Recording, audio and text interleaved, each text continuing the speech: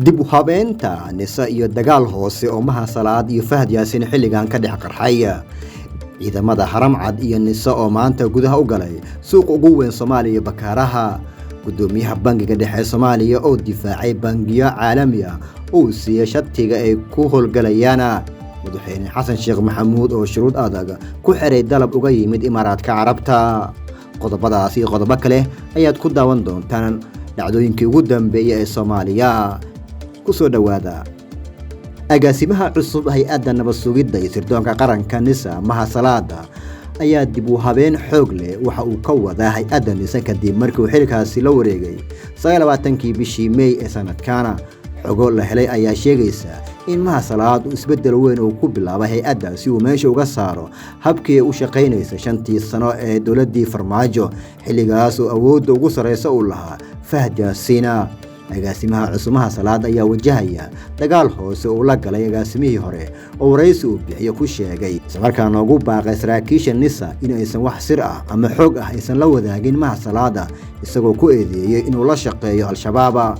Maha Salaad oo madaxweyne Xasan Sheekh Maxamuud aad ugu dhow ayaa loo dhiibay shaqada ugu adag oo ah nisa waxaana isagoo waqti aan iska lumin si degdeg ah u bilaabay nadiifinta hay'adda iyo sidii meesha uga saari lahaa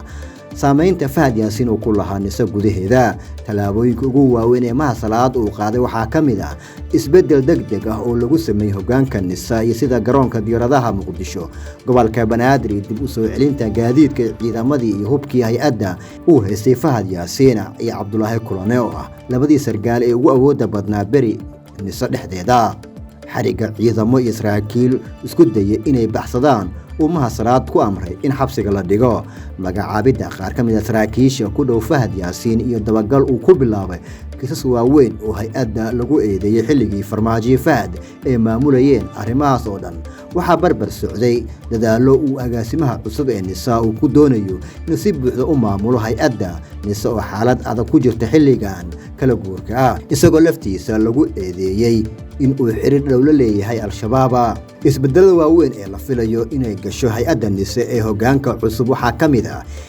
xalinta iyo arrimaha gobolka Gedo oo hay'addu si dadban u maamuli jirtay xilligii Farmaajo xukunka hayay la tacaalida saraakiisha halista hay'adda awoodda ku lahaa xilligii Fahad Yaasin baaritaano iyo bandhigyo kiisas waaweyn oo nisa ku lug yeelatay xilligii Farmaajo Fahad ay talada hayeen kiisaska kale ee isbedelka ku dhacaya waxaa ka mid ah soo celinta sumcaddii hay'adda nisa ee lagu tuhmay la shaqaynta al-shabaab gudashada xilka rasmiga ah ee loo dhisay nisa oo ah sugidda amniga iyo ka hortagga cadowga gudaha iyo dibadda oo ay ugu horeyso shabaab dagaal hoose Maha Salaad iyo Fahad Yaasin dhex maray dib u habeynta hay'adda nisa wuxuu u muuqdaa in waji hor leh uu ku guuleystay Maha Salaad marka la fiiriyo qaabka xilligan wax u socdaana lama oga natiijada wajiga labaad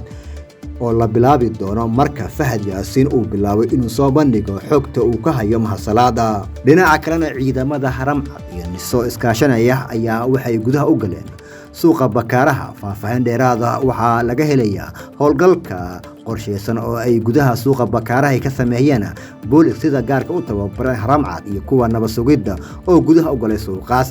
howlgalkan ayaa waxaa horkacayay taliyaha qaybta booliska gobolka Banaadir Farxaan Maxamuud Aadan Farxaan Qaroole waxaana ciidamada sidoo kale isku fidiyeen xaafadaha sida warshadii hore caanaha warshadii tarqa sigaarka xaafadda Daarusalaam iyo degmooyin ka mid ah qaybta bari gobolka Banaadir ujeedka howlgalka ayaa ahaa mid lagu xaqiijinayo ammaanka sida uu shaaciyay taliyaha booliska qaybta gobolka Banaadir oo kormeerka ku tagay suuqa Bakaaraha Farxaan Qaroole ayaa intii uu socday howlgalka waxa uu xog wareystay ganacsatada suuqa Bakaaraha oo wax ka weydiiyay amniga guud ee suuqaas oo kan ugu weyn Soomaaliya saraakiisha booliska ayaa dhanka kale waxaa la sheegay inay sii wadi doonaan howlgallada looga goleeyay xaqiijinta amniga guud ee degmooyin gobolka Banaadir booliska ma shaacin natiijada ka soo baxday howlgalka iyo haddii ay jiraan dad lagu soo qabtay howlgalka in kale magaalada Muqdisho ayaa maalmihii la soo dhaafay waxaa ka dhacay falal ammaan darri ah oo ugu badan tahay dhaca moobeelada iyo waliba ciyaar weero dhibaato ku haya shacabka ku dhaqan Muqdisho howlgallada amniga xaqiijinta ayaa ciidamada waxa ay ku soo boodayeen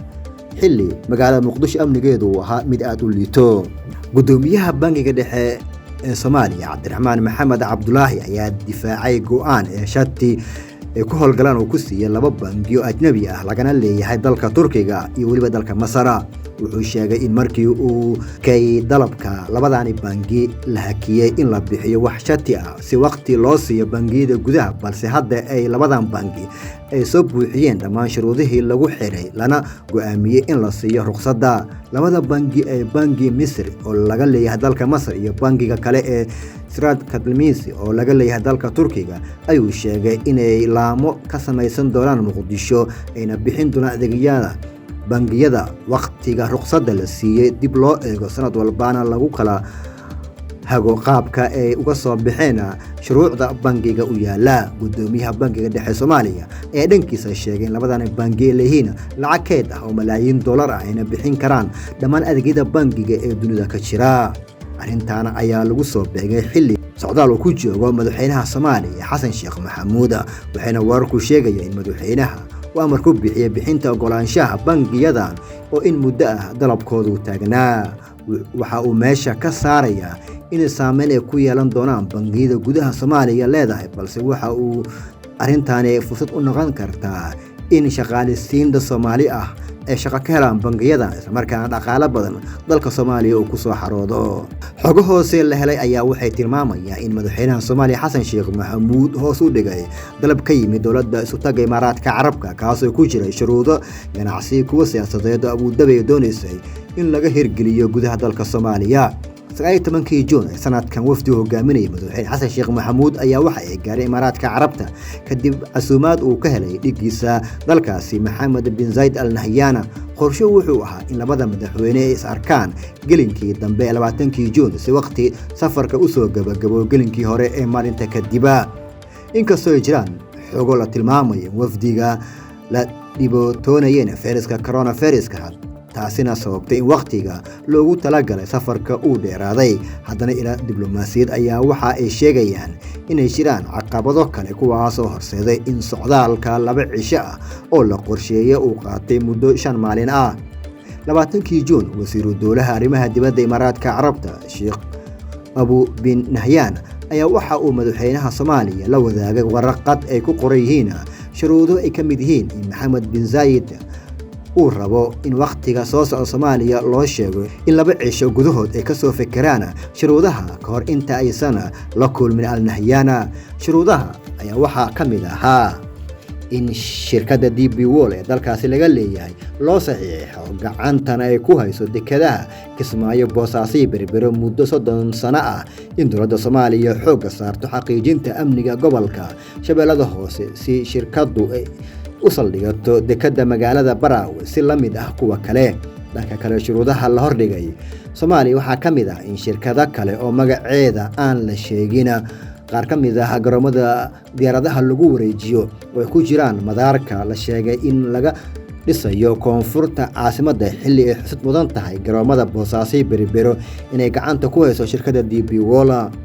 Imaaraadku wuxuu sidoo kale dalbaday in dib loo soo celiyo xerooyinka ciidanka ku tababari jireen oo ku yaala gobolka Banaadir kuwaas oo albaabada la isku dhuftay sanadii 2010 kadib markii uu xumaaday cilaaqaadka ka dhaxeeya labada dowladooda. Si shuruudahaasi u fulaan, Imaaraadka waxay madaxweyne Xasan Sheekh Maxamuud u ballan qaaday inay siin doonaan lacag gaarayso 500 milyan oo dollar 5 sano ee soo aadan. Lacagtaas oo ay ku jiraan kabka miisaaniyadda Abu Dhabi ugu talagashay Soomaaliya si uu danaha gaarka ay maamulkiisa ugu meelmariyo si la mid ah lacagtii Qatar ay siin jirtay nidaamkii farmaajo. Haddaba go'aanka Xasan Sheekh Maxamuud muxuu noqday? xogta la helay ayaa waxay sheegaysaa in madaxweyne Xasan Sheekh Maxamuud dhigiisa dalkaasi Maxamed bin Zayed Al Nahyan ku wargeliyay socdaalkiisa uusan ku qotamin saxiixidda danaha Abu Dhabi ka leedahay Muqdisho xilli Soomaaliya ay weli la daaladhacayso xukuumaddiisa shaqaynta hagaajinta xiriirka labada dal oo kaliya. Ila xogaal ayaa waxa ay tilmaamayaan in arrinta soo fargelisay dowladda Masar kuna qancisay labada dhinac inay ugu horeen meesha laga saaro madmadowga diblomaasiyadeed ee 5 sano soo dhaafay ka taagna kadibna la farageliyo haddii ay suurtagal tahay in isfaham labada dhinac oo xiriir ganacsi ay wada gali karaan, taas oo keentay in ugu dambeyn dhinacyada ay isku afgartaan 5 qodob oo ugu jiro wafdiga heer sare ah oo ka soo Imaaraadka Carabtu yimaado Muqdisho si loo sii wado wada xaajo danaha labada dal iyo Soomaaliya loo ballan qaaday in 20 milyan oo abaaraha loogu talagalay iyo muwaadiniinta Soomaaliyeed loogu fududeyn doono inay dalku gal si fudud ku heli karaan Imaaraadka Carabta. goobta istiraatiijiga ah ee Soomaaliya ku taalo kheyraadka badeed iyo midda bari ee dalka Soomaaliya uu leeyahay marin biyoodka caalamiga ee kaabaya ayaa waxa u sababay in Soomaaliya noqoto dal adduunka indhaha ku wada hayo Imaaraadkuna ayna ka mid tahay dalalka Carbeed ee waqtiga ugu badan geliya arrimaha Soomaaliya. daawade adigu maxay kula tahay in xilligan uu ku dhamaan karo heshiiska u socda Soomaaliya Imaaraadka Carabta mise qabtaa in dib loo soo celiyo xiriirkii 5 sano ka hor kala go'ay ee u dhaxeeyay Abu Dhabi iyo Muqdisho?